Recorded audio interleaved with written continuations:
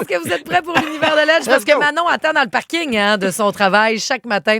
Et elle dit, je profite de l'occasion pour vous remercier de m'accompagner à la maison, de la maison jusqu'à ma job. J'habite toute seule, moi, mais avec vous, je ne le suis pas, le pouvoir de la radio. Écoute bien, tu vas avoir des secrets en plus exclusifs. L'univers de Ledge. Ben oui, Manon, écoute, je voulais pas tant, mais je pense que je devrais vous parler du métier d'acteur, là, parce que si je me fie à l'enthousiasme de Marie-Josée, quand tu te proposes de me faire réciter mes textes d'audition ou de théâtre, puis pouvoir te prendre pour Anne Dorval, ou encore de Stéphane, notre writer, alors que j'y ai juste dit, tu sais que dans les Invincibles, quand on voit Carlos dessiner, c'est la main du vrai BDiste qu'on voit, c'est pas moi, puis il me lâche un ça, là. Oh, chier! Mais c'est donc ben pété! Ben oui! Je me suis dit que, ma foi, ce métier fascine plus que je pense. Puis Steph, je veux pas t'exploser le cerveau, là, mais je pourrais rajouter qu'ils ont maquillé les mains du gars qui dessine pour qu'on ait le même teint de peau. Hein? Bon, il vient de s'évanouir en se tenant le cœur. Mais toi aussi, t'es maquillé. Un peu basané. Carlos, c'est un peu Ben maquillé tout le corps. oui, tout. Ah oui, les bras, puis tout, j'ai les mains foncées C'est hot à là-dedans. savoir, ça. C'est pas le... Non. Ah oui, mais Oui, continue. Alors, j'y vais en vrac avec des choses qui me semblent aussi banales que de choisir la bonne aiguille pour une infirmière. Les breuvages. OK. Les breuvages. Alors, pourquoi les verres ont souvent l'air vides? On entend ça des fois. Oui. Je vois deux possibilités, là. Soit l'acteur est poche, ou l'accessoiriste est dans le jus puis il n'a pas eu le temps de remplir les tâches. Okay? Je sais pas quoi vous dire là-dessus, pour vrai. Là. Sauf que si tu es un critique télé puis que ça fait 10 fois que tu le mentionnes, le fait que ça fait pas crédible, mettez de l'eau dans vos verres, ben j'ai envie de dire décroche parce que là, tu nous prouves que toi, tu as encore moins de contenu que la tasse de poupée. OK.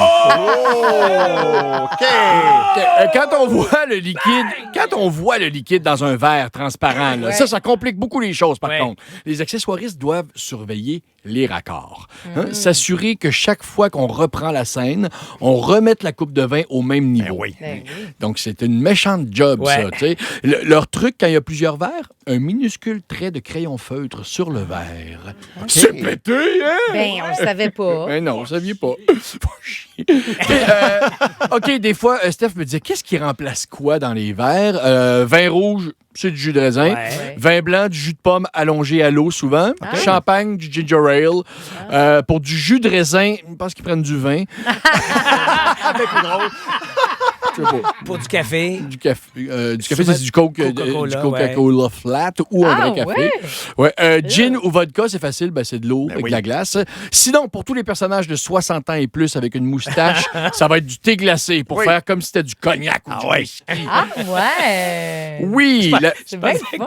C'est pour les 60 ans et plus. C'est vraiment du gin ou de la vodka. Oui, c'est une autre école. Qu'est-ce que tu veux? Gars, Gilles Renaud, il n'est pas travaillable. Un droit acquis. Oh, wow. Il y a puis la bière en bouteille. Bon, ben là, la bière en bouteille, c'est de l'eau. Des fois, ça paraît un peu. Des fois, tu sais, ça pétille. On dirait que ça pétille pas dans la bouche. Faites attention à ça. La bière dans un verre, là, par exemple, ils prennent de la bière sans alcool. Puis, une affaire qui est un peu intrusif, mais qui me fait rire à chaque fois, il est pas rare que quelqu'un vienne brasser une paille dans ton verre, dans le décompte, pour refaire un beau collet de mousse. Oui, parce qu'avec le temps, hein, et j'en ai vu souffler dans le verre avec une paille aussi. Ça, tu fais, je bois dedans, moi. C'est ça, ils n'ont pas toujours les doigts propres, là, à ce moment-là. Ils travaillent sur plusieurs projets en même temps, tu comprends?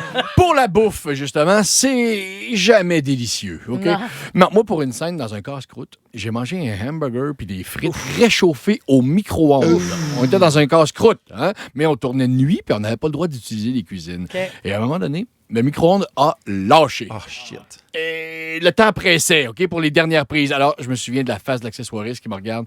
Il a déposé mon assiette juste avant la prise en s'excusant. J'ai croqué dans un pain sec puis une boulette de viande, mais froide, là. Tellement froide, un peu gelée au centre encore. C'est là que ton gémeau d'acteur sort. Oui, exactement. J'ai déjà repris une scène de pâté chinois tellement de fois qu'il n'en restait plus. Donc, le concessionnaire. Pourquoi j'allais dire le concessionnaire? Comment ça s'appelle? Un accessoiriste. Il est venu me voir, puis en catimini, il a fait non, j'ai plus de pâté chinois. Ça te dérangerait-tu de creuser, puis manger juste le blé d'Inde, puis la viande, puis les patates restent intactes qui restent beaux si on prend la prise? On s'aide entre nous. les scènes de char, maintenant, c'est pas super, les scènes de char. Hein? T'es rarement confortable. Il y a pas de clim, il y a pas de chauffage pour le son.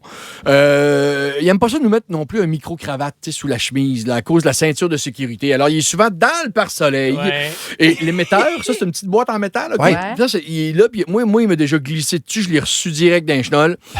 Le soundman me dit que j'avais un très beau son de couille. À ce métier-là, on prend tous les compliments. T'as souvent un autre maudit micro sur le bric-à-bras que t'accroches tout le temps. Vous remarquerez aussi que souvent, ils enlèvent le rétroviseur du pare-brise. On dirait qu'on ne s'en rend pas compte, mais souvent, parce que souvent, c'est les fais-tu de la TV de ce temps-là, José? Hey! J'ai pas de rétroviseur présentement. On n'a pas le temps. Ah oui, c'est vrai. Et les appuis-têtes aussi. Oui. Vous remarquerez souvent, tu fais comme, on s'en rend pas compte, mais tu regardes d'un certain angle, tu fais, mais voyons, ils n'ont pas d'appui-tête, c'est dangereux. Mais c'est pour permettre des meilleurs angles. Pas toujours, mais souvent. Pour bien voir les visages lors d'une scène de nuit dans un char, il y a un tube néon sur le dash. Je voulais vous le dire. Okay? Ça donne l'impression d'un tableau de bord très lumineux. Oui. Au Macré, il n'y a pas un tableau de bord qui éclaire les faces de même. C'est clair, là. Mais c'est une façon de voir les comédiens qui sont très bien payés, rappelons-le. Non, mais il faut les voir. Il faut les voir. Oui. On est à l'étroit aussi dans un char, donc dépendamment des prises, le caméraman peut être assis sur la banquette arrière. Oui. Ce qui nous oblige à avancer notre banc le plus possible pour avoir un petit peu de foyer. C'est pas confortable non plus, des genoux incrustés dans un coffre à gants. Et j'ai déjà vu Guillaume Cyr jamais ressortir du char. Non, pas lenté. Ce qui est le fun, c'est que les assistants à cam, par exemple, ceux qui font la claquette, là, souvent dans un char, sont pas capables de venir faire la claquette, il n'y a plus de place. Fait qu'ils demandent aux acteurs de le faire. Puis on le fait. Ça donne des petits sketchs de nez qui se pincent, puis des doigts, puis ici, puis ça. On le fait, on aime ça. On se trouve bien drôle. Pendant que le temps file. Parce qu'ils font, c'est le 217e. Oui, c'est ça. C'est vraiment parce que t'es Patrice Bélanger que je vais faire ça en rire. Moi, là, j'ai l'air désabusé peut-être de ce métier-là quand je vous en parle, mais c'est pas le cas. OK, c'est juste que c'est plutôt normal pour moi de, par exemple, parler de comment faker un coucher de soleil avec des projecteurs, mettons. Ça m'intéresse moins que quand mon voisin qui travaille chez Robert Transport me parle des nouveaux trucks Volvo. Les cabines de ça, allez voir ça, il y a tout ce qu'il faut, c'est une vie de rêve. Mais je vous jure que mon métier d'acteur, je l'aime encore. Je vous jure que chaque fois que j'entends le « on y va dans 4, 3, 2 », j'ai le goût de me pincer parce que c'est un métier de rêve. Super intéressant.